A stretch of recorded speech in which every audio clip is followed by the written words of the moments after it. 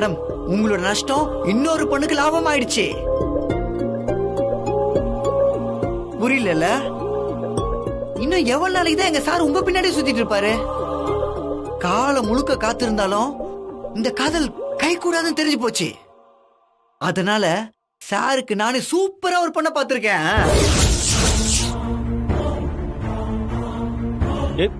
மயிலு, குகன் என்ன பேசிட்டு இருக்கீங்க? இந்த பாருங்க, இது சாருக்கு நான் பார்த்த பொண்ணோட போட்டோ. சார் இந்த போட்டோ பார்த்து ஓகே சொல்லிட்டாரு. முன்னாள் காதலி என்ற முறையில நீங்களும் ஒருத்தோட பார்த்துட்டு ஓகே சொல்லுங்க, நான் ஆக வேண்டியதை பாக்குறேன். இந்த பிடிங்க. இவர் கட்டிக்க போற பொண்ணெல்லாம் நான் எதுக்கு பாக்கணும்? நான் ஏன் ஓகே சொல்லணும்? கண்டவங்க போட்டோவெல்லாம் பாக்கணும்னு எனக்கு எந்த அவசியமும் இல்ல. மேடம், எனக்கு என்னன்னு உங்க வாய்தான் மேடம் சொல்லுது. ஆனா உங்க மனசு பொறாமையில பொங்குற மாதிரி இருக்கே. அதெல்லாம் ஒண்ணும் இல்ல. இவருக்குன்னு ஒருத்தி வந்துட்டா இவர் என் பின்னால சுத்த மாட்டாருல்ல. ஒரு பெரிய பிரச்சனை முடிஞ்சதுன்னு நான் நிம்மதியா இருப்பேன். இவர் யார வேணா கட்டிக்கிட்டு சந்தோஷமா இருக்கட்டும். மயிலு, மயிலு நான் சொல்றத கேளு. என்ன குகன் இதெல்லாம்? நடக்காத விஷயத்த சொல்லி ஏன் மயில வெறுப்பேத்துனீங்க? நண்பா, இதெல்லாம் ஒரு ஷாக் ட்ரீட்மெண்ட் நண்பா. வாயை திறந்து காதல சொல்ல முடியாம மேடமோட மனசு அப்படியே பாறை மாதிரி இறுகி இருக்கு. இப்படி ஒரு வெடிய போட்டாதான் பாறை வெடிக்கும், காதல் பொங்கும். நீங்க மனசு மாறவே மாட்டீங்கன்ற நம்பிக்கையில தான் மேடம் உங்க காதல ஒத்துக்காம ஆட்டம் காட்டுறாங்க. போட்டிக்கு ஒரு ஆளு வந்துட்டான்னு தெரிஞ்சா உங்களை மிஸ் பண்ணிட கூடாதுன்ற பயத்துல அவங்க எஸ்ன்னு சொல்லுவாங்க. அதெல்லாம் சரி குகன், யாரோட போட்டோவை காமிச்சீங்க? இந்தாங்க.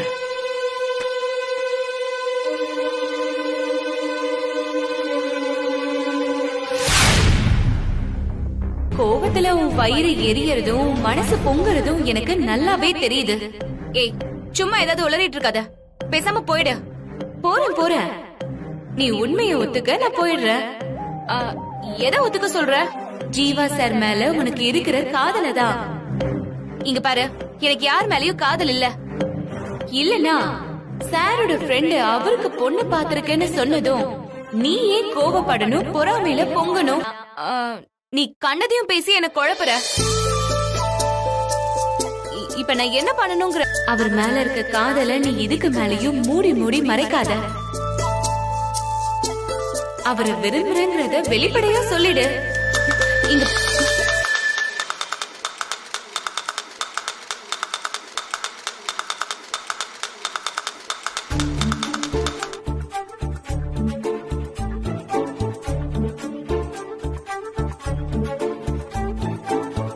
என் அம்மா தங்கை தவிர உலகில் எனக்கு பிடித்த ஒரே பெண்,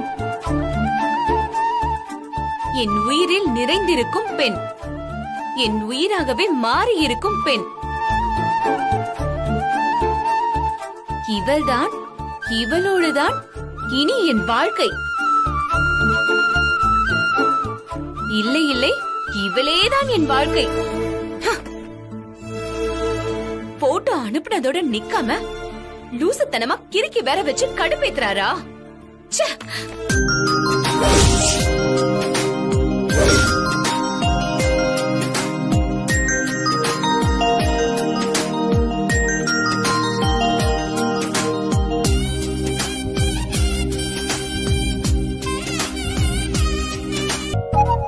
இந்த போட்டோவை வச்சுக்கிட்டு தான் இவ்ளோ நேரம் வெறுப்பேத்திட்டு இருந்தாரா?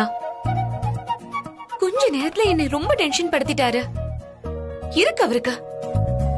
ஒரு அப்பாவாவும் நீங்க அவனை வெளியே எடுக்க லீகலா தான் சார் மூவ் பண்ண முடியும். அதெல்லாம் நீங்க அவங்களுக்கு எடுத்து சொல்லி புரிய வைக்கலாமே சார். புரிஞ்சுக்கிற இடத்துல அவ இல்ல மயிலு. பையன் ஜெயிலுக்கு போனத அவளால ஏத்துக்கவே முடியல. கிட்டத்தட்ட பைத்தியம் மாதிரி ஆயிட்டா. யதார்த்தம் புரியாம அவனை எப்படியாவது வெளியே கொண்டு வந்தா போதும்னு நினைக்கிறான். அந்த தவிப்புல தான் என்ன செய்யறோம்னு தெரியாம அவ இப்படிலாம் நடந்துக்கிறான். கஸ்தூரியோட வேதனையும் கோபமும் எனக்கு நல்லா புரியுது மயிலு. ஒரு அப்பாவா நான் எவ்வளவு கஷ்டப்படுவேன்னு அவதான் புரிஞ்சுக்க மாட்டேங்கிறா. அதான் என்னை இப்படி வீட்டை விட்டு வெற்றி தப்பிச்சும் திரும்ப மாட்டினதுதான் அவங்கள ரொம்ப டிஸ்டர்ப் பண்ணிடுச்சுன்னு நினைக்கிறேன் சார். 2-3 நாள்ல அவங்க சரியாயிடுவாங்க சார். அவங்களுக்கும் உங்களை விட்டா வேற யாரு சார் இருக்கா? என்னதான் சண்டை போட்டாலும் சமாதானப்படுத்தவோ ஆறுதல் சொல்லவோ நீங்க மட்டும் தானே சார் இருக்கீங்க. நிச்சயமா அவங்களே வந்து உங்களை கூப்பிடுவாங்க சார். நீ எனக்கு ஒரு வேலை செய்யணுமே. சொல்லுங்க சார். துணி எடுக்காம வந்துட்டேன். வீட்டுக்கு போய் என் ட்ரெஸ் எல்லாம் கொஞ்சம் வாங்கிட்டு வரியா?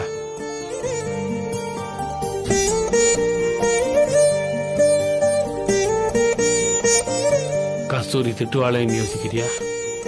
அது பரவாயில்ல சார். நான் முன்னால போய் நின்னா அவங்க டென்ஷன் தான் அதிகமாகும் சார். நான் போய் அவங்கள தொந்தரவு பண்ணணுமான்னு தான் யோசிக்கிறேன். இல்ல மயிலு, உன்னாலதான் அவளை டீல் பண்ண முடியும். தயவு செஞ்சு நீயே போயிட்டு வந்துரு. Okay sir. சார், டிஃபன் சாப்பிட்றேன்.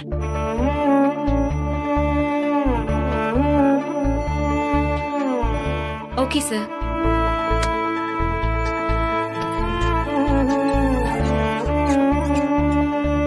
அவ போலீஸ் ஆகணுங்கிற ஆசை அவளுக்கு வளர்த்ததே நான் தான். அது பெரிய தப்புன்னு எனக்கு இப்ப தோணுதுடி.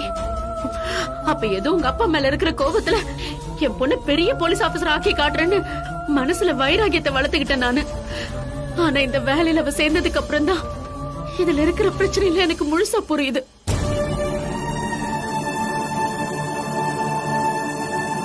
அதுவும் என் பொண்ணுக்கு இப்படி ஒரு சிக்கல் வரும்னு நான் நினைச்சு கூட பாக்கல மலரு. அவ யாரோ ஒரு திருடனை புடிச்சு அவனால ஒரு பிரச்சனை வந்தா அவ கூட இருக்கிற எல்லா போலீஸ்காரங்களும் தானே அவளுக்கு பாதுகாப்பு கொடுத்திருப்பாங்க. ஆனா கூட இருக்கிற இன்ஸ்பெக்டரே அவளுக்கு பகையா மாறினா யாரடி அவளுக்கு பாதுகாப்பு கொடுப்பாங்க? அந்த பயத்துலதான் நான் இப்படி எல்லாம் பேசுறேனே தவிர எனக்கு தனிப்பட்ட காரணம் எல்லாம் எதுவும் இல்ல மலரு. பெத்த மனசு கடந்து தவிக்கிறது அவளுக்கு எப்படி சொல்லி புரிய வைக்கிறதுன்னு எனக்கு தெரியல. அந்த இன்ஸ்பெக்டர் நினைச்சு கூட எனக்கு பயம் இல்லடி. ஆனா இங்க வந்து பேசிட்டு போனாங்களே அந்த அம்மா, செய்வன வெப்ப அது இதுன்னு, அத நினைச்சாதான் எனக்கு ரொம்ப பயமா இருக்கு மலரு. அந்த இன்ஸ்பெக்டர் பழி வாங்குற வன்மத்தை நேரா தான் நம்ம கிட்ட காட்டினாரு. அவரை மாதிரி நேரா வந்து மோதிர எதிரியை கூட நாம சமாளிச்சிடலாம். ஆனா இந்த மாதிரி ஏவல் செய்வனங்கிறது வேற மாதிரி. கண்ணுக்கு தெரியாத கெட்ட சக்தியை ஏவி விட்டாங்கன்னா நம்ம குடும்பத்துல ஒரு நல்லதும் நடக்காது. நம்ம யாரும் நிம்மதியாவே இருக்க முடியாது மலரு. அந்த கரையை அரிக்கிற மாதிரி கொஞ்சம் கொஞ்சமா அந்த கெட்ட சக்தி நம்ம குடும்பத்தையே அழிச்சிடுண்டி. உன் பயம் எனக்கு புரியுதுமா. நாளைக்கு வேணும்னா நம்ம குலசாமி கோயிலுக்கு போயிட்டு வரலாமா? அங்க மட்டும் போனா பத்தாதுடி. நம்ம தண்ணி பந்தல் சாமியா இருக்கார்ல, அவர்கிட்ட போய் விஷயத்தை எல்லாம் சொல்லி வச்சு என்ன செய்யலான்னு கேக்கலாம். யார் செய்வின வச்சாலும் அத முறியடிக்கிற மாதிரி ஏதாவது எந்திரமோ தாயத்தோ அவரு கொடுப்பாரு. அவர் ஒரு தடவை பார்த்து பேசினாதான் என்னால நிம்மதியா இருக்க முடியும். நாளைக்கு வேலையா அவரை போய் பார்த்துட்டு வந்துடலாமா? சரிம்மா. எனக்கு என்னமோ அந்த அம்மா சொன்னதை செய்யற அளவுக்கு போக மாட்டாங்களோன்னு தான் தோணுது. ஆனா உன் நிம்மதிக்காக நாம போய் சாமியார பாத்துட்டு வந்துடலாமா? சரி மலரே. நீ போய் உட்கார், நான் பால் எடுத்துட்டு வரேன். என் குடும்பத்தோட வேற அழிச்சிட்டு நீ நல்லா இருந்துருவியாடி? என் மனசு நொந்து சொல்றேன்டி. என் அழுகையும் வைத்தறிச்சலும் உன்னை நிம்மதியாவே இருக்க விடாதடி. என் புள்ளைய அரெஸ்ட் பண்ணி இந்த வீட்டையே சூனியமாக்கிட்டால, அதே மாதிரி உன் வாழ்க்கையும் சூனியமாகும். என் சாபம் உன் குடும்பத்தை மொத்தமா அழிச்சிருண்டி. கண்டிப்பா அழிச்சிருண்டி. இல்ல, நீங்கெல்லாம் சாபம் கொடுத்தா நான் இன்னும் நல்லா இருப்பேன். ஏன்னா யார் கோவத்துல நியாயம் இருக்கோ அவங்களோட சாபம் தான் பழிக்கும். உங்க புள்ள பொண்ணுங்களோட செயினை திருடி தப்பு செஞ்சிருக்கான். அதனாலதான் அவனை அரெஸ்ட் பண்ணி உள்ள வச்சிருக்கோம். அதுக்குதான் இப்ப அவனுக்கு தண்டனையும் வாங்கி கொடுக்க போறோம்.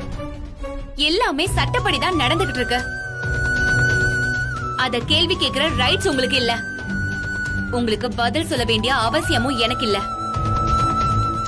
இதெல்லாம் புரிஞ்சுக்காம நீங்க எல்லார் மேலயும் கோவப்படுறது சுத்த முட்டாள்தனம். என்னடி சொன்ன?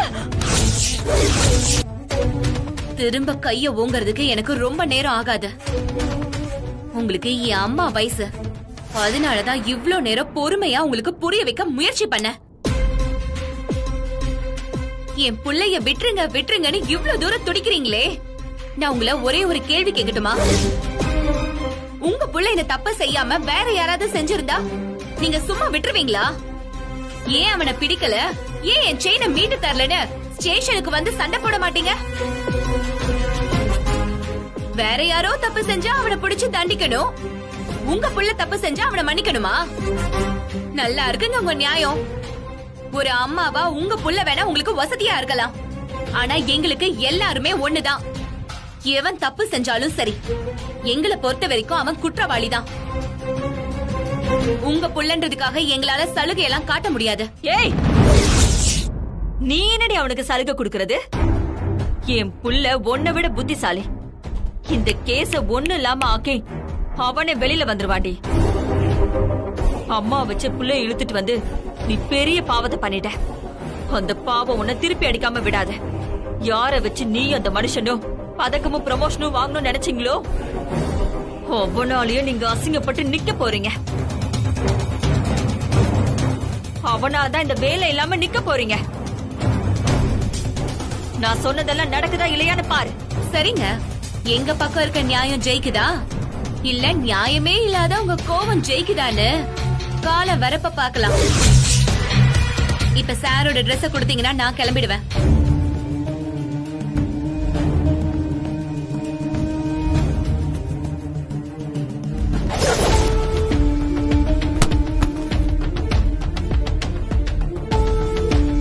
இந்தாடி பொறுக்கிட்டு போ. இனிமே இந்த வீட்டு பக்கம் வர வேணான்னு சொல்லி வை. தான் வேலையை காப்பாத்திக்க பொண்டாட்டி பிள்ளைய இழக்க தயாராயிட்டாருல்ல, அவருக்கு நாங்க வேண்டானா எங்களுக்கும் அவர் வேண்டாம். அவர் அந்த ஸ்டேஷனை கட்டி அழ சொல்லு.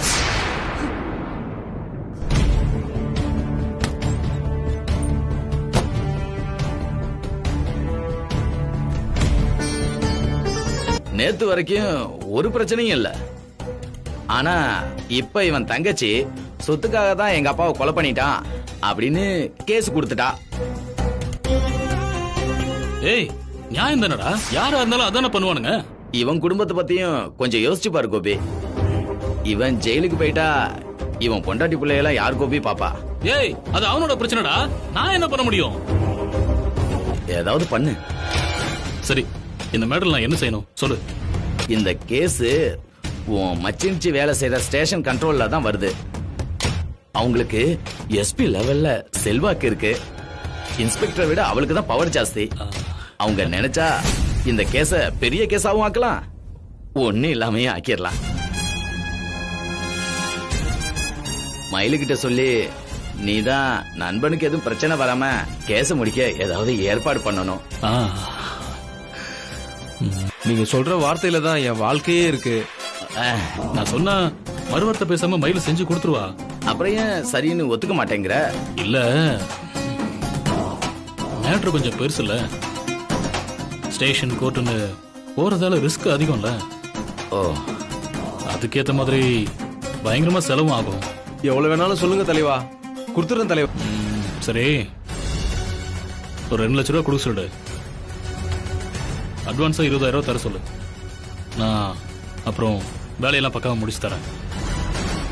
ஏய், காசை குடுறா. கொடுத்துடலாமா? குடு. எனக்கு டீல் ஓகே தலைவா.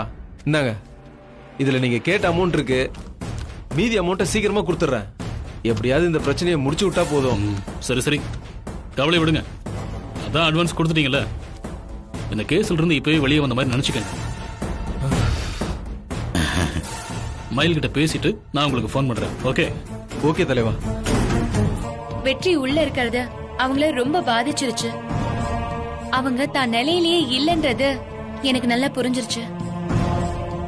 தெளிவான மனநிலையில இருக்கிறவங்க தான் கோவத்துல நியாயம் இல்லன்னு தெரிஞ்சும் இப்படி மூச்சு பிடிச்சுக்கிட்டு பேச மாட்டாங்க சார்.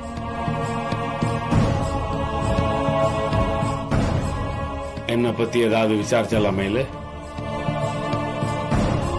இல்ல சார், இந்த டிரெஸ் பேக் தூக்கி போட்டுட்டு அவர் ஸ்டேஷனையே கட்டி அழட்டும், வெற்றி இல்லாம இங்க வர வேணான்னு சொல்லிருன்னு சொன்னாங்க.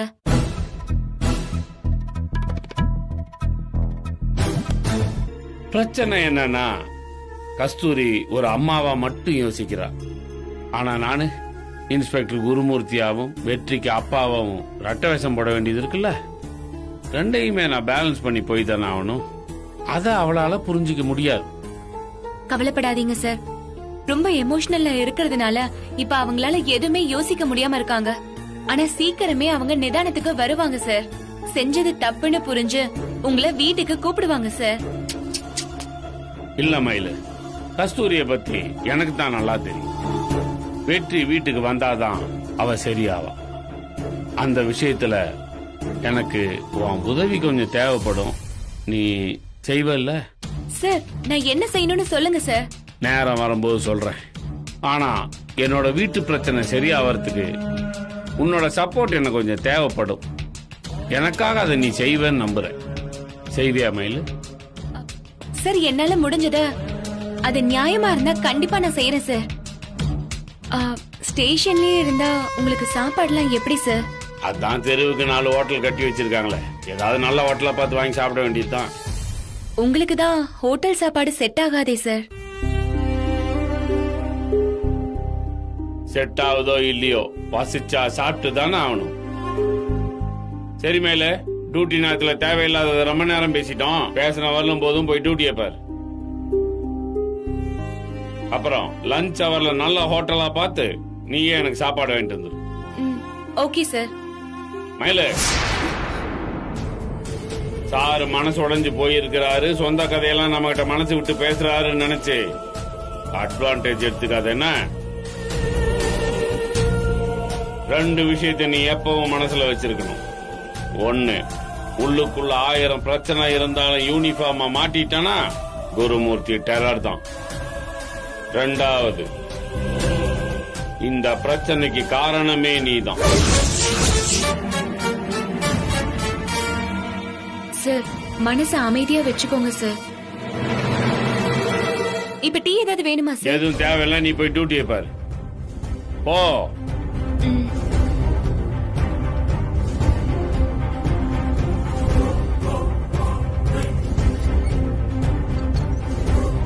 கொஞ்சம் இடம் கொடுத்தா ஓவரா உருகுறாளே, இது நடிப்பா இல்ல அவளோட சுபாவமே தானா? அவர்தான் இப்ப பிரச்சனையில மாட்டிக்கிட்டு தவிச்சிட்டு இருக்காரு. அவர் பார்க்கவே ரொம்ப கஷ்டமா இருக்குமா. என்னாச்சு அவருக்கு? ஒரு பக்கம் பெத்த பையனால அசிங்கப்படுறாரு, இன்னொரு பக்கம் அவரோட பொண்டாட்டி அவரை புரிஞ்சுக்காம கஷ்டப்படுத்துறாங்க. நாம ஏதோ தப்பு பண்ண மாதிரி நமக்கு சாபம் எல்லாம் கொடுக்கறவங்க கிட்ட எந்த நியாயத்தையுமே நம்ம எதிர்பார்க்க முடியாதுமா. நீ சொல்றதும் சரிதான். அன்னைக்கு அவங்க கோயிலே என்கிட்ட ரொம்ப மோசமா தான் நடந்துகிட்டாங்க. அந்த அம்மா பாக்குறதுக்கு தான் ரொம்ப அமைதியா தெரியுறாங்க, ஆனா ரொம்ப அடாவடியான ஆள் போல இருக்கு. ஆமாமா, குருமூர்த்தி சார் சுத்தி இருக்கிற எல்லாரையும் தன்னோட இஷ்டத்துக்கு ஆட்டி வைக்கிறவரு. அந்த அம்மா அவரையே ஆட்டி வைக்கிறாங்க. அவங்க கூட சண்டை போட முடியாமதா பாவம்மா அவர் ஸ்டேஷன்ல வந்து தங்கி இருக்காரு. எதை விதைக்கிறோமோ அதுதாமா நமக்கு திரும்ப கிடைக்கும். பாவம் செஞ்சவங்க அதுக்கான தண்டனையில இருந்து தப்பிக்க முடியுமா என்ன? அவர் என்னமா பாவம் செஞ்சாரு? நீ என்னமா அவரை பத்தி எல்லாமே தெரிஞ்ச மாதிரி பேசுற? நான் பொதுவா தாண்டி சொன்னேன். கட்டின பொண்டாட்டியா அந்த ஆளை வீட்டை விட்டு விரட்டுறாங்கன்னா அது சாதாரணமா நடக்கிற விஷயம் இல்லடி. அந்த ஆளு மனசாட்சிக்கு எதிராக ஒரு பெரிய பாவத்தை பண்ணிருக்காரு. அதுதான் அவர் இப்ப திருப்பி அடிக்குது. மத்தவங்க விஷயத்துல அவர் என்ன பண்ணாருன்னு எனக்கு தெரியாது, ஆனா உன் விஷயத்துல அநியாயமா தானே நடந்துகிட்டாரு. நீ செஞ்சத மனசுல வச்சுக்கிட்டு உன்னை எப்பவுமே பழி வாங்கிட்டு தானே இருந்தாரு. அதுக்கான தண்டனையை தான் இப்ப அனுபவிக்கிறாருன்னு நினைச்சுக்கோ. அதை விட்டுட்டு அவருக்காக நீ ஏண்டி வருத்தப்படுற? ஐயோ அம்மா, நானும் அவரும் முட்டி மோதிக்கிறதெல்லாம் வேறம்மா. ஆனா அவரு கஷ்டப்படுறத பார்த்துட்டு என்னால சந்தோஷமா இருக்க முடியல. இன்னும் அவரை அனுபவிக்கிட்டோன்னு என்னால நினைக்க முடியல. அப்படி நினைச்சா எனக்கும் அவருக்கும் என்னமா வித்தியாசம் இருக்கு? நம்ம எதிரியாவே இருந்தாலும் நமக்கு அவங்க கிட்ட ஒரு சில விஷயம் எல்லாம் பிடிக்கும்ல. அதே மாதிரிதாம்மா எங்க இன்ஸ்பெக்டரோட திமிரும் கெத்தும் எனக்கு ரொம்ப பிடிக்கும். டெய்லியும் காலையில நமக்காக நீ சமைக்க போற, அவருக்காக ஒரு படி அரிசி அதிகமா போட போற, அதுல என்னமா ஆயிட போகுது? எனக்கு சாப்பாடு கட்டுறப்ப அவருக்கும் சேர்த்து கட்டி எடுத்துட்டு போக போறேன். இதுல என்னமா பிரச்சனை உனக்கு? இதெல்லாம் ஒண்ணும் சரிப்பட்டு வராது மயிலு. யாரோ ஒருத்தருக்காக என்னால சமைக்க முடியாது. நீ அம்மா இப்படியெல்லாம் பேசுற? என்னால நம்பவே முடியல. நான் இத சொன்னதுமே அதுக்கு என்னம்மா செஞ்சு கொடுத்தா போச்சுன்னு சொல்றதுதாம்மா உன்னோட இயல்பு. என் அம்மாவையும் நான் அப்படிதான் பாத்திருக்கேன். ஆனா திரும்பவும் நீ அந்த இன்ஸ்பெக்டர் விஷயத்துல தாமா வேற மாதிரி நடந்துக்கிற. அப்படிலாம் ஒண்ணும் இல்ல மயிலு. இன்னைக்கு வீட்ல இருந்து சமைச்சு கொடுக்கலான்னு சொல்லுவேன், நாளைக்கு அவர் சாப்பிடறதுக்கு நம்ம வீட்டுக்கே கூட்டிட்டு வருவேன். இதெல்லாம் எங்க போய் முடியும்னு எனக்கு புரியல. இந்த விஷயத்த போய் நீ ஏமா இவ்ளோ சீரியஸா எடுத்துக்கிறேன்னு எனக்கு புரியல. இதுல உனக்கு புரியறதுக்கு என்ன இருக்கு மயிலு? ஆரம்பத்துல இருந்தே உனக்கும் அந்த ஆளுக்கும் ஒத்து வரல. அப்படி இருக்கும்போது பட்டும் படாம ஒதுங்கி இருக்கணும். ஆனா அவர்கிட்ட எந்த எல்லையோட நிறுத்திக்கணும்னு உனக்கு இப்ப கூட புரியல. ஒண்ணு அவருக்கு எதிராக ஏதாவது செஞ்சு பகைய வளர்த்துக்கிற, இல்ல அவருக்காக பரிதாபப்பட்டு இத கூட அத கூடன்னு வந்து நிக்கிற. நீ அவர் கூட பகையும் வளர்த்துக்க வேண்டாம், சாப்பாடெல்லாம் எடுத்துட்டு போய் உறவு கொண்டாடவும் வேண்டாம். நீ உன் வேலை என்னவோ அதை மட்டும் செஞ்சுக்கிட்டு அவர்கிட்ட இருந்து கொஞ்சம் தள்ளி இருக்கிறது தான் உனக்கும் நல்லது, நம்ம குடும்பத்துக்கும் நல்லதுடி. சரிம்மா, நான் உன்னை தொந்தரவு பண்ணல. நாளைக்கு நானே அவருக்கு சமைச்சு எடுத்துட்டு போய்க்கிறேன். ஏய், நீ காலையில எந்திரிச்சு எப்ப சமைச்சு எப்ப டியூட்டிக்கு கிளம்புவ? ஏமா இப்படி கேக்குற? வேலைக்கு போற எல்லா பொண்ணுங்களும் வீட்டு வேலைய முடிச்சிட்டு தான் வேலைக்கு போறாங்க. எப்பவும் 6 மணிக்கு எழுந்திருக்கிறவ 5 மணிக்கு எழுந்து சமைச்சிட்டு போறேன். அதுல எனக்கு எந்த கஷ்டமும் இல்ல. எதுக்குடி இந்த விஷயத்துல மட்டும் இப்படி பிடிவாதம் பிடிக்கிற? ஒருத்தங்க பிரச்சனையில இருக்கிறப்ப அவங்களுக்கு ஏதாவது செய்யணும்னு நினைக்கிறது தான் பிடிவாதம்னா நீ அப்படியே வச்சுக்கோமா. ஏய் மயிலு, நீ ஒண்ணு கஷ்டப்பட வேண்டாம், நானே சமைச்சு தரேன். ஆனா இத பாரு, இதுதான் முதலும் கடைசியுமா இருக்கணும். இந்த வேலையை இதோட நிறுத்திக்கோ. சரியா சாப்பிடறது இல்லைன்னு கஸ்தூரி புலம்பிக்கிட்டே இருப்பா. தயவு செஞ்சு ஜெயிலர்கிட்ட சொல்லி அவனுக்கு நல்ல சாப்பாடு கொடுக்க சொல்லுங்க. நான் வேணா தனியா காசு கொடுத்துறேன்னு சொல்லுங்க. அதெல்லாம் எதுக்குங்க ஆண்டவரே? நீங்க ஒரு வார்த்தை சொன்னீங்கன்னு சொன்னா போதாதா? ஆண்டவரே, உங்களுக்குன்னா அவர் கண்டிப்பா செய்வாருங்க. தெரியும் பரமன் சார், அதுக்காக அவரே செலவு பண்ணிட்டுன்னு விட்டுற முடியுமா? ஒண்ணு பண்ணுங்க, வரும்போது அவரோட அக்கௌண்ட் நம்பரை வாங்கிட்டு வந்துருங்க. சரிங்க ஆண்டவரே. நான் சூழ்நிலைக்கு ஏத்த மாதிரி பையனை கண்டிச்சும் அதட்டையும் வளர்த்துருக்கணும். ஓவரா செல்லம் கொடுத்து வளர்த்ததுதான் தப்பாயிடுச்சு.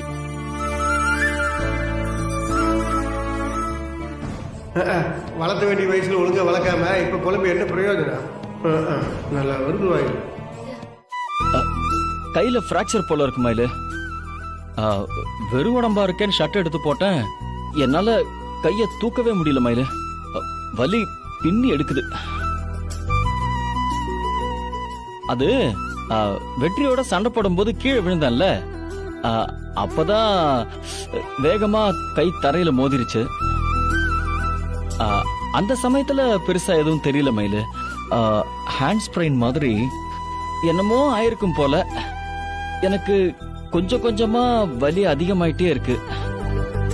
இப்போ எனக்கு கை துண்ட போன மாதிரி வலிக்குது.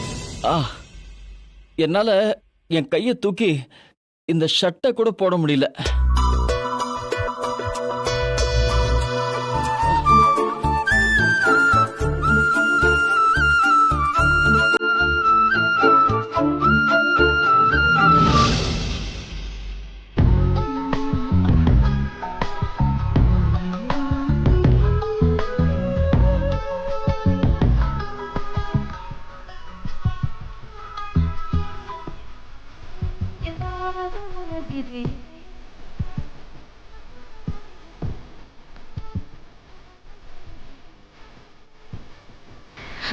முதல்ல ஒரு டாக்டரை பாருங்க சார். பிராக்சரா இருக்க போது. வலி சரியாகிற வரைக்கும் 2-3 நாளைக்கு வண்டி ஓட்டாதீங்க. வீட்லயே ரெஸ்ட் எடுங்க. ஏதாவது தேவைன்னா எனக்கு ஃபோன் பண்ணுங்க.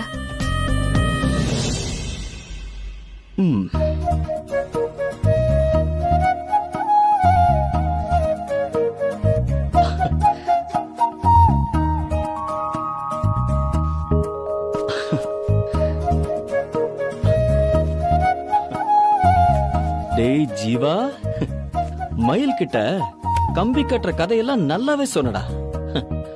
காதலிக்க ஆரம்பிச்சாலே இந்த கதையெல்லாம் தானாவே வரும் போல.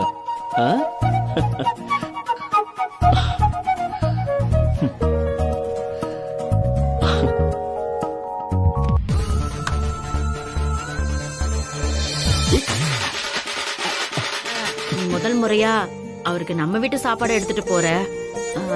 இது இல்ல அது இல்லன்னு குறை சொல்ற மாதிரி ஆயிடக்கூடாதுல்ல. அவருக்கு சமைச்சு கொடுக்கறதுன்னு முடிவாயிடுச்சு. அதுக்கு நிறைவா ஏதாவது செஞ்சிடலாமே. ரொம்ப சந்தோஷமா. அம்மானா அம்மாதான். போய் கிளம்பு போ.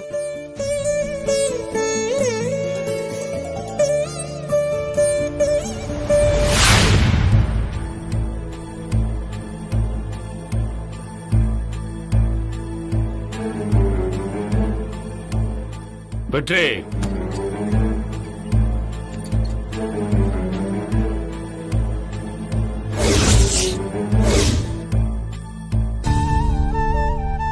வெற்றி, கூடிய சீக்கிரமே நான் உன்னை ஜாமீன்ல எடுக்க பாக்குறேன். அனாவசியமா அங்க யார்ட்டையும் கோவப்படுறாத. தப்பிச்சு போனவனை திரும்பவும் ஜெயிலுக்கு அனுப்புறீங்கல்ல, அங்க இருந்துகிட்டு நான் குடுக்கற டார்ச்சர்ல நீங்க இங்க அசிங்கப்படுவீங்க. அவமானத்தால கூனி குறுகி போய் நிப்பீங்க. திரும்பவும் என்ன புடிச்சது தப்புன்னு உங்களை கதறி அழ வைக்காம நான் விட மாட்டேன். தம்பி, என்னப்பா பேச்சு பேசுற? வாப்பா போல.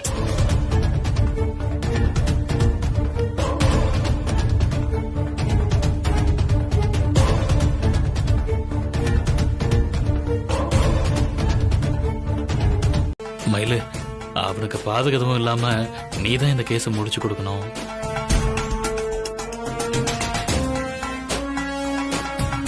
மயிலு, என்ன மயிலு அப்படி பாக்குற? இல்ல, நான் நேர்மையா நடந்துகிட்டதுக்காக நீங்க தான் என்ன பாராட்டி சிங்க பெண்ணுன்னு பட்டம் கொடுத்தீங்க. என் கூட எப்பவும் சப்போர்ட்டா இருப்பேன்னு வாக்கு வேற கொடுத்தீங்க. இப்ப நீங்களே என்ன நேர்மை தவறி நடந்துக்க சொல்றீங்களே மாமா. ஐயோ மயிலு, நான் அப்படி சொல்லல. என் ஃப்ரெண்டு வேணும்லாம் செய்யல, அது ஒரு ஆக்சிடென்ட். அவனோட தங்கச்சி தான் இத ஒரு கொலை மாதிரி திருச்சி பேசுறா. அவன் மேல எந்த தப்புமே இல்ல. அப்படின்னா அவரு ஏன் மாமா பயப்படணும்?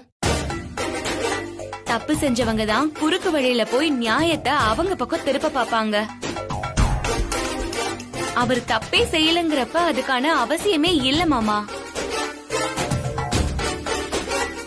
ஒரு பொய்ய நிரூபிக்க தான் நிறைய பொய்யோட கூட்டணி தேவை.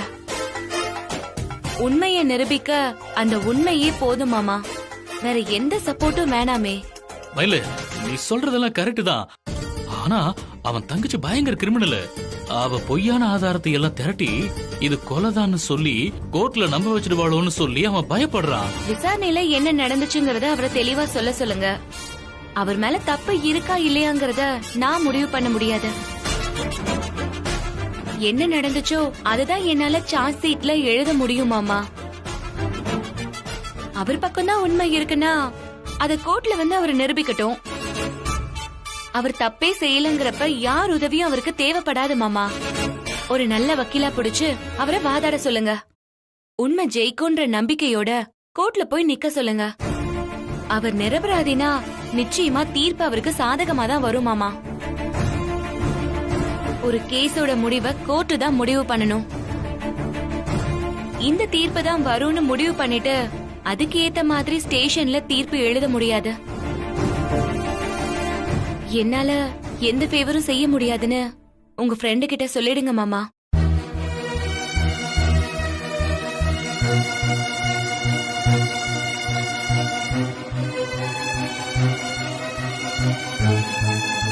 நீ ஈஸியா சொல்லிட்ட. ஐயோ, ஒரு சார்பில் உனக்கு வாக்கு கொடுத்து அட்வான்ஸ் வாங்கிட்டேனே. ஆம்பளை பையனுங்களோட பெரிய ஒரே ரோதனை அவனுங்களோட. பொம்பளை பிள்ளைங்கன்னா நம்ம சாகுற வரைக்கும் பெத்த தாய் மாதிரி பாத்துக்குவாங்க ஆண்டவரே. ஏன் இப்ப எங்கூட்டு பாப்பாத்தியே எடுத்துக்கீங்களா?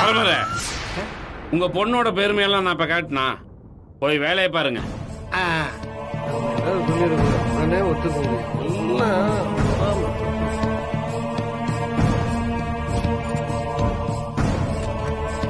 எங்கேயோ போற மாதிரியாத்தா என் மேல வந்து ஏறாத்தாங்கிற மாதிரி என் மேல கரை வைக்கிறாரு. நம்ம வீட்டு பிள்ளைய பத்தி 4 வார்த்தை நல்ல விதமா சொன்னா அது கூட பொறாமப்படுறாரு. அதுக்கு தான் இவன் பையன் தெல்லவாரியா பிறந்திருக்கான். பரமன் சார், என்ன மைண்ட் வாய்ஸ் கேட்டுருச்சாக்கு? நீங்க மைண்ட் வாய்ஸ் நினைச்சு சத்தமா பேசிட்டு இருக்கீங்க. எத்தனை நாளைக்கு தான் மனசுக்குள்ளேயே வச்சிருக்கிறது? அதான் கொட்டிட்டேன். பொம்பளை பிள்ளைக்கு பெத்தா பாரம், ஆம்பளை பையனை பெத்தா கடைசி காலத்துல நமக்கு கஞ்சி ஊத்துவான்னு நம்ம நினைக்கிறோம். ஆனா எங்கீங்க பொம்பளை பிள்ளைங்கன்னா நம்ம சாகுற வரைக்கும் பெத்த தாய் மாதிரி பாத்துக்குவாங்க. இனியும் நீ என்னோட சேர்ந்து வாழணும்னு ஆசைப்பட்டா இந்த சனியனை எங்கேயாவது கொண்டு போய் தொலைச்சிட்டு வா.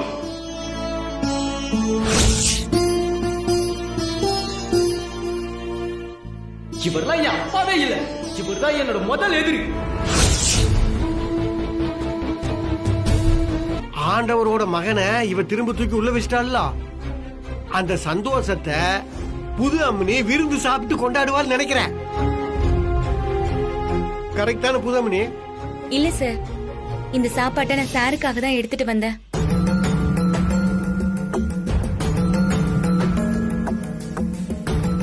என்ன சொல்ற மயிலு? ஆமாக்கா, நீங்க தானே சொன்னீங்க ஹோட்டல் சாப்பாடு சாருக்கு ஒத்துக்காதுன்னு. ஆனாலும் வேற வழி இல்லாம சார் 2 நாளா ஹோட்டல்ல தான் வாங்கி சாப்பிட்டுட்டு இருக்காரு. பார்க்கவே கஷ்டமா இருக்குக்கா. ஒரு வேலையாவது அவருக்கு வீட்டு சாப்பாடு கொடுக்கலாமேனு தான் வீட்ல இருந்து எடுத்துட்டு வந்தேன். ரொம்ப நல்ல விஷயம் மயிலு. உனக்கு முன்னால இருந்தே நான் சார் கூட தான் இருக்கேன். ஆனா எனக்கு இதெல்லாம் தோணல பாரு. எப்படி தோணு? எப்ப பார்த்தாலும் நீ திங்கிறதுலயே இரு. என்னைக்காவது ஏதாவது கொண்டு வந்திருக்கிறியா? இங்க பாரு, அது மட்டும் இல்ல, சோழியும் குடுமியும் சும்மாடாதம்மனி. புது அம்மனி நான் பச்சை மண்ணுன்னு நினைச்சேன். ஆனா ஐஸ் வைக்கிறதுலயும் காக்கா பிடிக்கிறதுலயும் இந்த பரமனுக்கே பாடம் சொல்லி கொடுப்பா போல இருக்க. பரமன் சார், என்ன ஒட்டு கேக்குறம் நீ? மகிழு சார் மேல இருக்கிற அக்கறையால தான் வீட்ல இருந்தே சமைச்சு சாப்பாடு கொண்டு வந்திருக்கா. நீங்களா ஒரு காரணத்தை சொல்லி இந்த விஷயத்தை அசிங்கப்படுத்தாதீங்க சார். ஒட்டு கேக்குறம்னே, இது அக்கறையல்ல, பயம். ஏற்கனவே ஆண்டவருக்கு மயில்னா ஆகவே ஆகாது. அவர் பையனை உள்ள தூக்கி வச்சதுனால அந்த பகை இன்னும் அதிகமாயிருச்சு. அந்த கோபத்தால புது அம்மனியோட வேலை விஷயத்துல ஆண்டவர் விளையாடி இருக்க கூடாதல்ல. அதனாலதான் சாப்பாடு கொடுத்து சமாதானம் பண்ண பாக்குறா. சார், என்ன மயிலு அதுக்குள்ள வாங்கிட்டு வந்துட்ட? தூரமா போய் சாப்பாடு வாங்கிட்டு வர சோம்பேறித்தனப்பட்டு பக்கத்துல இருக்கிற விளங்காத ஹோட்டல்ல வாங்கிட்டு வந்துட்டியா? இல்ல சார், இது வீட்டு சாப்பாடு. நான் காலையில வரும்போதே எடுத்துட்டு வந்துட்டேன். என்ன திடீர்னு வீட்டுல இருந்து? நான் உன்னை வீட்டுல இருந்து சாப்பாடு எடுத்துட்டு வர சொல்லியே. சில விஷயம் எல்லாம் சொல்லிதான் செய்யணும்னு இல்ல சார். உங்களுக்கு ஹோட்டல் சாப்பாடு பிடிக்காதுன்னு எனக்கு தெரியும். அதோட எங்க வீட்டு சாப்பாடு நல்லா இருந்துச்சுன்னு அன்னைக்கு நீங்க சொன்னீங்க. அதான் ஒரு நாளாவது வீட்டு சாப்பாடு சாப்பிடுவீங்களேன்னு எடுத்துட்டு வந்தேன் சார். மயிலு சார், எனக்கு உருண்டை குழம்பு பிடிக்கும். உனக்கு எப்படி தெரியும்? கஸ்தூரி எப்பயா சொன்னாலோ? இல்ல சார், அம்மா இன்னைக்கு உருண்டை குழம்பு வைக்கலாமான்னு கேட்டாங்க. நானும் சரின்னு சொன்னேன். உங்களுக்கு பிடிச்சதா அமைஞ்சதுல எனக்கு ரொம்ப சந்தோஷம் சார். சாப்பிடுங்க சார்.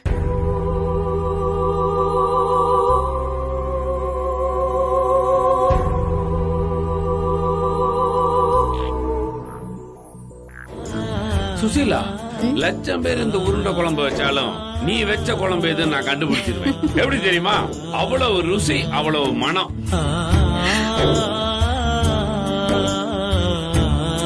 என்ன டேஸ்ட் ஆகிற சுசீலா நீ? இந்தா நீ கொஞ்சம் சாப்பிடு. இல்ல நீங்க சாப்பிடுங்க. இல்ல நீ சாப்பிட்டாதான் நானும் சாப்பிடுவேன்.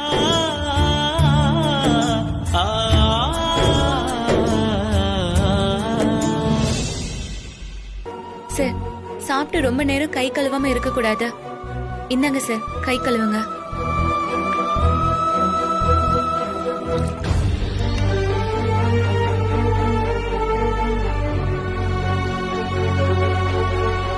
இந்தாங்க.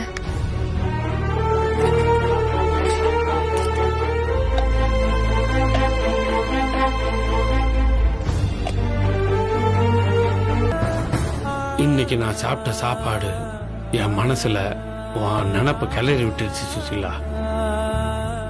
உன் கூட வாழ்ந்த வாழ்க்கை, அப்போ இருந்த சந்தோஷம் எல்லாமே திரும்ப திரும்ப மனசுக்குள்ள ஓடிக்கிட்டே இருக்கு. இப்ப இருக்கிற சூழ்நிலையினால உன்னை நான் நினைக்கிறேனா, இல்ல உன்னை பார்த்ததுனாலதான் அந்த ஞாபகங்கள்லாம் எனக்கு வந்துகிட்டு இருக்கான்னு என்னால சரியாவே சொல்ல தெரியல. ஆனா உடனே உன்னை பார்க்கணும் பேசணும் போல இருக்கு சுசீலா. இத்தனை காலமா இல்லாம இப்பதான் உங்களை எல்லாம் தேடி கண்டுபிடிக்கணும்னு எனக்கு தோணுது. அம்மா என்னம்மா சாப்பாடை போட்டு குழம்பே ஊத்தாம நின்னுட்டு இருக்க? குழம்பு ஊத்துமா. சரிம்மா.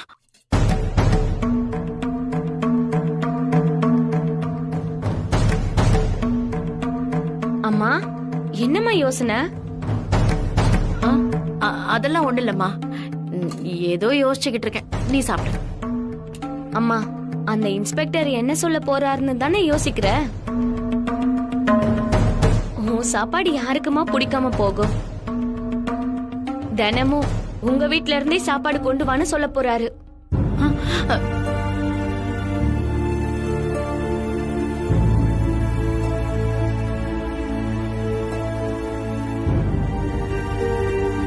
ரொம்ப நல்லா இருக்குமா.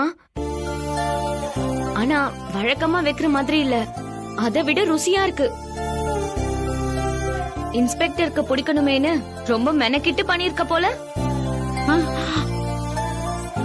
அதெல்லாம் ஒண்ணு இல்லம்மா, நான் எப்பவும் சமைக்கிற மாதிரி தான் செஞ்சிருக்கேன். அந்த இன்ஸ்பெக்டருக்கு குழம்பு பிடிச்சு நம்ம மயிலுக்கு நல்ல பேர் கிடைச்சா சந்தோஷம் தானே. நீ சாப்பிடுமா. நீ சாப்பிடலையாமா? நான் அப்புறம் சாப்பிட்டுக்கிறேன், நீ சாப்பிடு. சரிம்மா. சுந்தரம்னு எனக்கு ஒரு க்ளோஸ் ஃப்ரெண்ட் இருந்தான். எனக்கு அவனுக்கு ஒரே நாள்ல தான் கல்யாணம் ஆச்சு. அவனும் அவன் பொண்டாட்டியும் ஒரு பிரச்சனையும் இல்லாம நிம்மதியா தான் வாழ்ந்துகிட்டு இருந்தாங்க. சும்மா சொல்லக்கூடாது, அவன் பொண்டாட்டி அப்படி ஒரு தெய்வ பிறவி. அவனை தவிர அவளுக்கு இந்த உலகத்துல வேற எதுவுமே தெரியாது. ஆனா அந்த பொண்ணோட அருமை அவனுக்கு தான் தெரியல. எப்ப பார்த்தாலும் அவகிட்ட எரிஞ்செறிஞ்சு உளுந்துகிட்டே இருப்பான். அவ எதை சொன்னாலும் தாட் போட்டுன்னு கத்திக்கிட்டே இருப்பான். பொறுத்து பொறுத்து பார்த்த அந்த பொண்ணு ஒரு நாள் பிள்ளைங்களை கூட்டிட்டு அவனை விட்டு பிரிஞ்சு போயிட்டான். அதாச்சு 24 வருஷம். அந்த அம்மா எங்க போனாங்க, அந்த குழந்தைங்களை வச்சு எவ்வளவு கஷ்டப்பட்டாங்க, என்ன பண்றாங்க, இப்போ எந்த நிலைமையில இருக்காங்கன்னு எனக்கு எதுவுமே தெரியல. இத்தனை வருஷத்துக்கு அப்புறம் அவன் பொண்டாட்டிய நேத்து தான் அவன் இந்த ஊர்ல பார்த்திருக்கான். அவன் போய் அவகிட்ட பேசுறதுக்குள்ள அவ கிளம்பி போயிட்டா.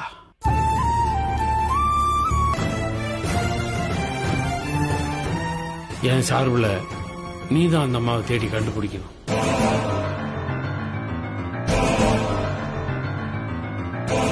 எனக்கா இந்த உதவி நீ செய்வியா மயிலு? கண்டிப்பா செய்யறேன் சார். ஆனா புரிஞ்சிருச்சு மயிலு, நீ என்ன கேட்க போறன்னு எனக்கு தெரியும். அந்த அம்மா காணாம போல, தானாவே தான் பிரிஞ்சு போனாங்க. சோ அபிஷியலா கம்ப்ளைண்ட் கொடுக்க அவனுக்கு விருப்பம் இல்லை.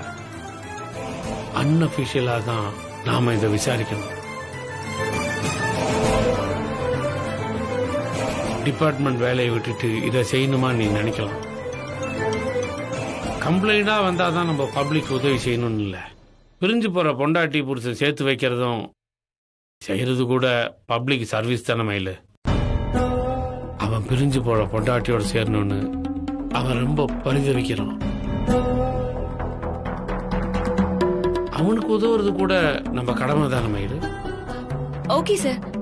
அந்த அம்மாவோட போட்டோ ஏதாவது இருக்கா சார்? நான் தேடி பாக்குறேன் மயிலு. என்ன சார் சொன்னீங்க? இல்ல, அவங்கிட்ட தேடி பார்த்து எடுத்துட்டு வந்து எங்கிட்ட கொடுறான்னு அப்படி சொல்ல வந்தான். அதான் போட்டோ இருந்தா தேடுறது ஈஸி சார். இல்லனா அவங்கள பத்தின வேற ஏதாவது தகவல் இருக்கா சார்?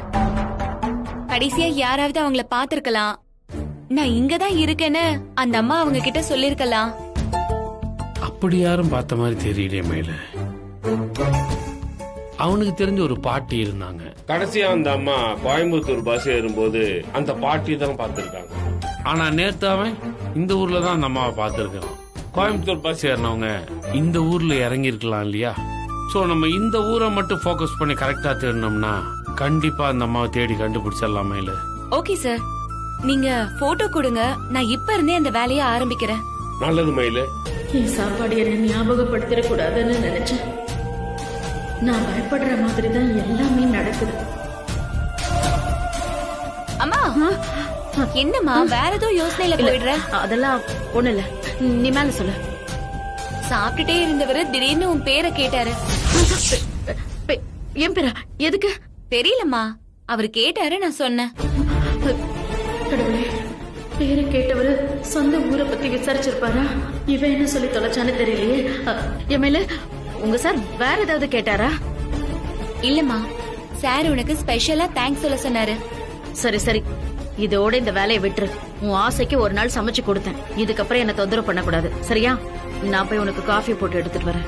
நானே 2-3 நாளைக்கு சாப்பாடு எடுத்துட்டு போக மாட்டேன். சார் எனக்கு முக்கியமான வேலையை கொடுத்திருக்காரு. அது விஷயமா வெளியே நிறைய அலைய வேண்டியிருக்கு. அப்படி என்னடி முக்கியமான வேலை? சாரோட க்ளோஸ் ஃப்ரெண்டுக்கும் அவரோட ஒய்ஃபுக்கும் ஏதோ பிரச்சனையாக்கா. 20 வருஷத்துக்கு முன்னாடியே அந்த அம்மா குழந்தைங்களோட அவரை விட்டு பிரிஞ்சு போயிட்டாங்களாம். அதுக்கப்புறம் அவரு அவங்கள பார்க்கவே இல்லையா. பாதி நம்ம குடும்ப கதை மாதிரி இருக்கு மயில. கேக்குறப்ப எனக்கும் அப்படிதான்க்கா தோணுச்சு. பாவம் அந்த குழந்தைங்க. கொஞ்ச நாளைக்கு முன்னாடிதான் அவர் அந்த அம்மாவை இந்த ஊர்ல பார்த்தாராம். என் மேல் அதிகாரி ஒரு வேலை சொல்றாங்கன்னா அதை செஞ்சுதானே ஆகணும். இத பாரு, அந்த ஆளு பொண்டாட்டிய காணோம் நான் கம்ப்ளைண்ட் கொடுத்திருக்காரு. அந்த ஆளு நீ இப்ப யார சொல்ற? அந்த அந்த இன்ஸ்பெக்டரோட ஃப்ரெண்ட தான் சொன்னேன். அவர் புகார் எதுவும் சொல்லல. சாரும் இதை அன்அபிஷியலா தான் விசாரிக்க சொல்லிருக்காரு. அதான் எதுக்குன்னு கேக்குறேன். புகார்னு உங்ககிட்ட வந்திருந்தா நீ இந்த வேலையை செய்யறது சரிடி. ஆனா இது அவரோட சொந்த பிரச்சனை. இதுக்கெல்லாம் நீ அலையணும்ன்ற அவசியமே கிடையாது. அவருக்கு கீழே வேலை செய்யறவங்கள இப்படி சொந்த வேலைக்காக பயன்படுத்துறது ரொம்ப தப்பு மயிலு. நீ போய் அவர்கிட்ட முடியாதுன்னு சொல்றதை விட்டுட்டு ஏண்டி அதை ஒத்துக்கிட்டு வந்த? என்னம்மா பேசுற நீ? மேலதிகாரி கிட்ட அப்படிலாம் சொல்ல முடியாதுமா. அதுவும் இப்ப இருக்கிற நிலைமையில மயில் அவரை கோவப்படுத்தாம நடந்துக்கிறது தான் நல்லது. நான் அப்படியெல்லாம் யோசிக்கலக்கா.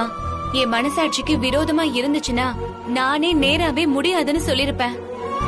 ஆனா சாருக்காக இல்லனாலும் அவரோட ஃப்ரெண்டுக்காக நான் இதை செய்யணும்னு எனக்கு தோணுச்சு. நம்மள பெத்தவர் தான் நம்மள வேணான்னு தூக்கி எரிஞ்சிட்டாரு. அந்த உறுத்தலே இல்லங்கிறதுனாலதான் இத்தனை வருஷமா அவர் நம்மள தேடி வரவே இல்ல. ஆனா சாரோட ஃப்ரெண்ட் விஷயத்துல அந்த அம்மா தான் பிரிஞ்சு போயிருக்காங்க. ஆனாலும் அவரு குற்ற உணர்ச்சியில தவிக்கிறாரு. அவங்கள பார்த்து பேசணும்னு துடிக்கிறாரு. அந்த மனசுக்காக தான் நான் இதை செய்யணும்னு நினைக்கிறேன். அவர் அந்த அம்மாவோட போட்டோ ஏதாவது கொடுத்தாரா? இல்லம்மா, இப்பதான் போட்டோ கேட்டிருக்கேன். ஆனா இன்னும் கொடுக்கல எதுவும். எப்படி மயிலு போட்டோ எல்லாமே எங்கன்னு தேடுவேன்? திருப்பதியில போய் மொட்டடிச்ச ஆளை தேடுங்கிற மாதிரி இருக்கு இந்த கதை. இந்த பாரு, அதோட அந்த ஆளோட ஃப்ரெண்டுக்குலாம் நீ சேவை செய்யணும்னு எந்த அவசியமும் இல்ல. சும்மா பேருக்கு தேடிட்டு கண்டுபிடிக்க முடியலன்னு போய் சொல்லிட்டு போ. என்னம்மா இதெல்லாம்? என் வாழ்க்கையோட ஏன் இப்படி விளையாடுற? எது நடக்க கூடாதுன்னு நான் வேண்டிக்கிறதோ அதத்தனமா நீ நடத்தி வைக்கிற. அப்ப என் வேண்டுதலுக்கு என்னம்மா அர்த்தம்? என்ன அர்த்தம் இருக்கு சொல்லு. என்ன கண்டுபிடிக்கிற வேலைய அந்த ஆளு அவரு பெத்த பொண்ணுகிட்டயே கொடுத்திருக்காருமா. என் பொண்ணு என் முன்னால அந்த ஆளு கொண்டு வந்து நிறுத்திட்டா. இத்தனை வருஷ போராட்டம் வீணா போயிடும் தாயே. என் பொண்ணு IPS ஆக்கிட்டுதான் திரும்பவும் அவர் முன்னால போய் நிக்கணும்னு நான் வைராகியமா இருக்கேன். இன்னும் 1 வருஷமோ 2 வருஷமோ மயில் எப்படியாவது பரீட்சை எழுதி அதிகாரி ஆயிடுவாமா. அதுக்கு முன்னாலேயே மயிலதான் அவரோட மகன்னு தெரிஞ்சுட்டா நான் தோத்து போற மாதிரி ஆயிடும் தாயே. என்னோட இத்தனை வருஷ போராட்டத்துக்கு நீதான் துணையா சாட்சியா நின்ன. இப்ப நீ என்ன தோக்கடிச்சிடாத தாயே. அந்த உண்மையை கண்டுபிடிக்க முடியாம என் பொண்ணு எப்படியாவது தடுத்துற. எப்படியாவது நீதான் தடுத்து நிறுத்தின தாயே.